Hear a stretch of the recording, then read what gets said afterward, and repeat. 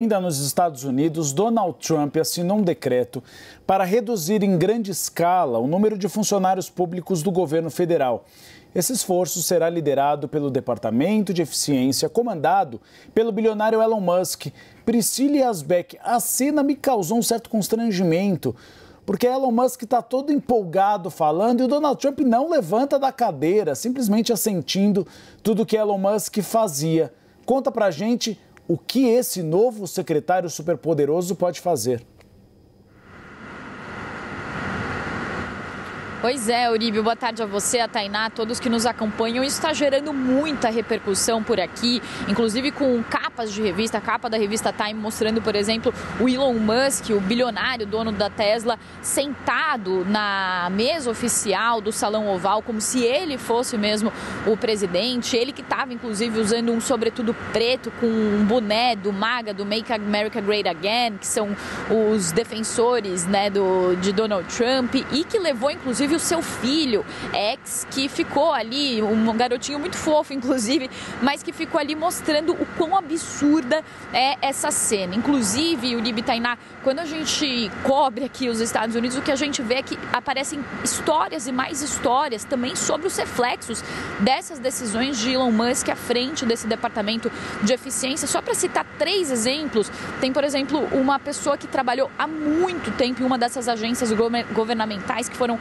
praticamente fechadas da noite para o dia, que fala que é como se a carreira dela de 36 anos tivesse acabado por um e-mail. Tem também a história, por exemplo, que uma repórter da CNN estava contando ontem, que com o desmantelamento da USAID, que é aquela agência de ajuda humanitária, algumas pessoas, por exemplo, no exterior tiveram que buscar pessoas que recebem ajudas humanitárias, funcionários que não têm mais acesso ao sistema, para falar para eles o que eles devem fazer de continuidade de tratamentos médicos que estavam sendo feitas. Uma pessoa, uma mulher, inclusive, que trabalhava numa dessas agências, teve que convocar uma das pacientes que estava usando um anel anticoncepcional contra a AIDS para que ela retirasse esse anel, já que ela não sabia mais o que ia acontecer com a USAID. Então, são histórias e mais histórias que vão surgindo também dos reflexos dessa política sem precedentes adotada por Donald Trump. E aí ontem, então, no Salão Oval, Trump apareceu junto com Elon Musk. Elon Musk respondeu às críticas de que ele não teria gabarito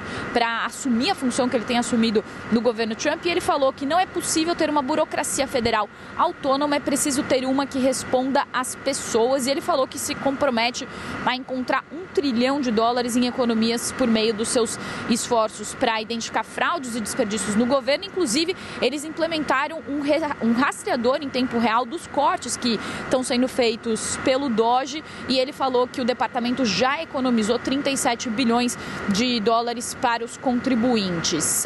Desde a posse de Donald Trump, alguns dos alvos do DOGE, os principais deles que a gente pode citar, são tanto a USAID quanto também um órgão de defesa do consumidor que protege o consumidor de credores que são considerados inescrupulosos aqui. Então, tem vários exemplos aí dessas ramificações e desses reflexos. E aí, Uribe, Tainá, especialistas que têm sido consultados, especialistas em orçamento, inclusive 2 especialistas que são republicanos e que têm experiência em orçamento público aqui nos Estados Unidos, concederam uma entrevista muito interessante à agência de notícias Reuters, e eles falaram o seguinte, que as políticas de Musk e Trump estão mirando muito mais agências que, por alguma questão ideológica, não são alinhadas à política do governo Trump do que a economia de gastos. Então, eles estão sendo motivados por fatores ideológicos e não por fatores econômicos. Um desses especialistas, que é ex-diretor republicano do Escritório de Orçamento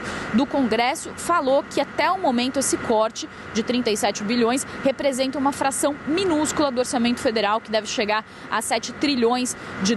Então, eles falam outras coisas. Só para finalizar também, uma análise que foi feita por Stephen Collison da CNN, ele falou que essa cena de Elon Musk no Salão Oval foi uma declaração inconfundível de que o verdadeiro poder em Washington não está no Congresso ou nos tribunais, mas em algum lugar na rica mistura de egos entre o homem mais poderoso do mundo e a pessoa mais rica do mundo. A gente vai acompanhar um trecho do que eles falaram ontem.